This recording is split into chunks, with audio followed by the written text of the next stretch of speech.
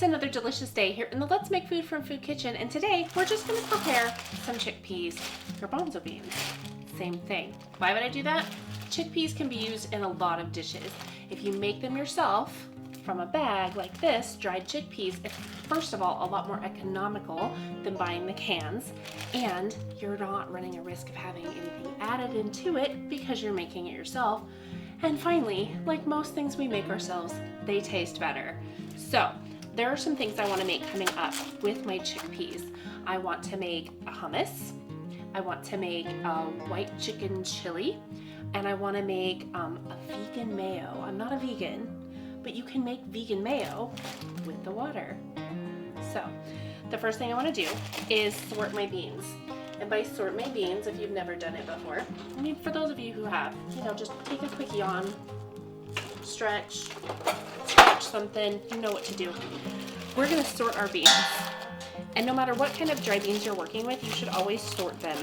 And what that means is you're just going to take your bowl and a handful at a time, just kind of pour them into your bowl.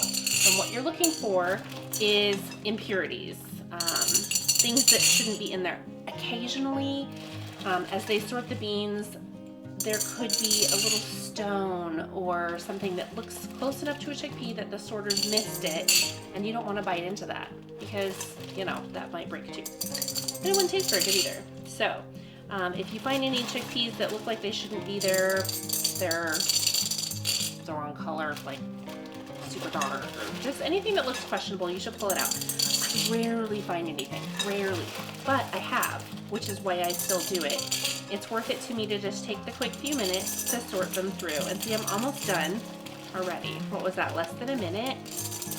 Okay, so that's done. Oh, there's one more, okay? So, nope, that's fine. So, the next thing I wanna do is rinse them.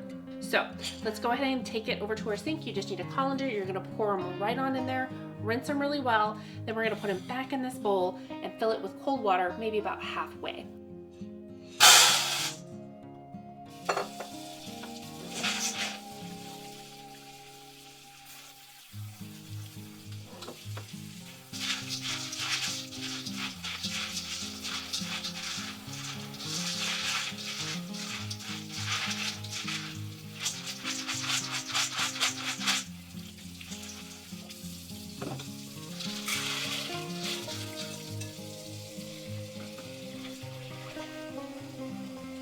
Okay, my chickpeas are soaking. They'll be ready in the morning for me to move on to the next step.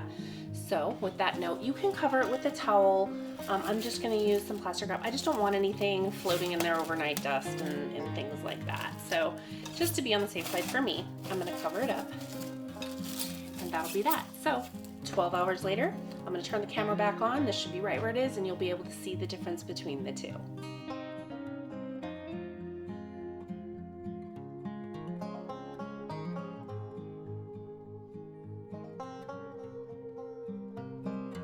Good morning. My chickpeas have soaked probably closer to 14 hours.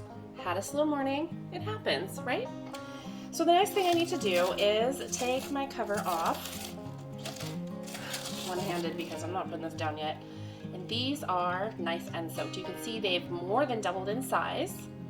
And so next, I need to drain these. I'm gonna go ahead and rinse them. You don't have to. It's just my habit. So I'm gonna rinse them. And then we're gonna cook them. Here we go. Okay, it was just a quick rinse, so I'm gonna put them in my pot. And I need to cover my beans and then raise the water level double the height. So this pot's gonna be pretty full.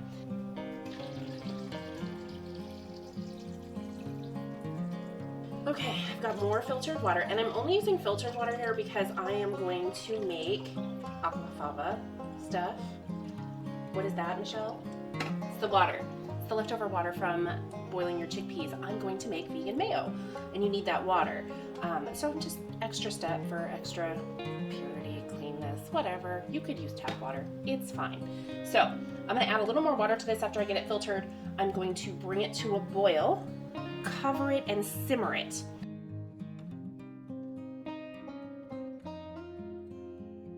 Okay, chickpeas have boiled and boiled and boiled, and so now they're soft enough for me to move on to the next step. So there's a couple of things I want to do. I want to double check that they're soft enough, and you can do this by simply letting one cool off enough to touch and squeeze it with your hand. If it smashes really easily, it's probably ready. And you can also taste it. So the next thing I want to do is get some of my aquafaba, the chickpea water. So I'm going to skim some out and put it in my jar before I try to remove all the holes. And I'm doing this now instead of after I remove the holes because I'm going to add some cold water in there and it's going to dilute my aquafaba. Okay, that's enough of that. I'm going to set it aside and I'm going to pour in this ice water. Just really cold water will do, and the holes will crack and they will hopefully just float to the top. That's what we're looking for to happen. It's probably not cold enough though, so I'm going to get some more cold water and add it in. Okay, I have gotten the beans cooled off. I'm just gonna rub them gently with my hands and you can see they start to come off. What you don't wanna do is use pressure. So you just wanna gently roll them in your hands and that'll help remove those holes. Okay, so what's up next is I'm gonna let this soak for, 10 minutes or so. And then I'm gonna come through and rub them one more time and see if I can skim off the holes that have hopefully come off and floated to the top. Okay, so these have soaked. Some of the holes have come off, but not a lot, not as much as I was hoping for. So it's time to move on to the next phase of getting the holes off. Let me grab a container for these. So you can skim the ones off that have come loose. I'm gonna give them another rub down, like a chickpea massage. Just to see if I can get any more loosened up on here, and then I'm gonna have to go manually and remove them. And how do you tell whether or not it has a hole? So I'm just gonna take one off. So this has the hole on it still, and you can just kind of pinch it gently, and it's smooth. So it's soft and smooth, where if it still has the hole like this one does, it's kind of rough. Not excessively so. It's just, you can tell the difference by feel.